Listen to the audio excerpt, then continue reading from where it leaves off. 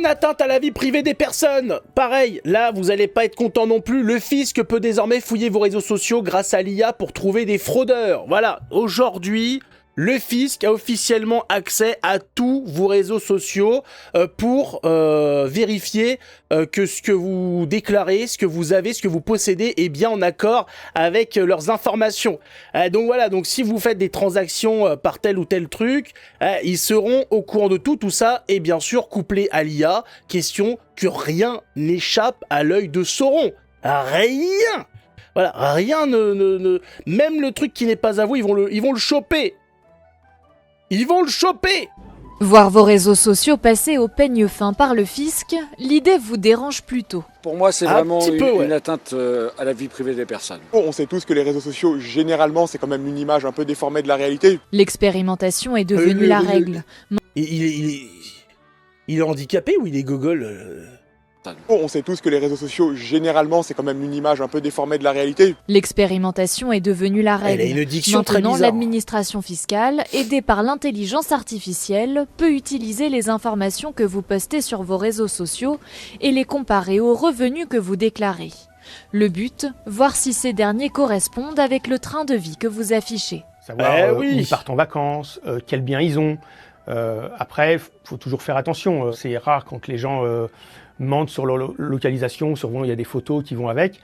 Par contre, sur les biens matériels, faut toujours faire attention. Une photo d'une voiture à côté de nous, c'est pas automatiquement que c'est notre voiture. Ces informations servent à mettre Voilà. les finances D'ailleurs, publiques sur la Il y en a certains, même quand ils sont dans la voiture, elle est toujours pas à eux, la voiture. Ça, c'est les joies de la France. C'est beau. piste d'éventuels fraudeurs, mais elles ne suffisent pas à faire condamner quelqu'un pour fraude fiscale. On ne peut pas juste dire, voilà, vous avez gagné tant parce que vous avez une belle voiture. C'est une information qui est donnée. Et suite à cette information, l'administration peut mettre en exergue des contrôles fiscaux. Le fisc ne peut accéder qu'aux informations partagées par vous ou vos amis sur des comptes accessibles publiquement sur les réseaux sociaux. Oui, bah on imagine, bien évidemment. De toute façon, la plupart sont visibles. Hein. Il y a rarement des gens qui se mettent sur les réseaux sociaux pour rester cachés. Quand ils ont des choses à partager, ils veulent les partager au plus grand nombre. Je ne parle pas que tu...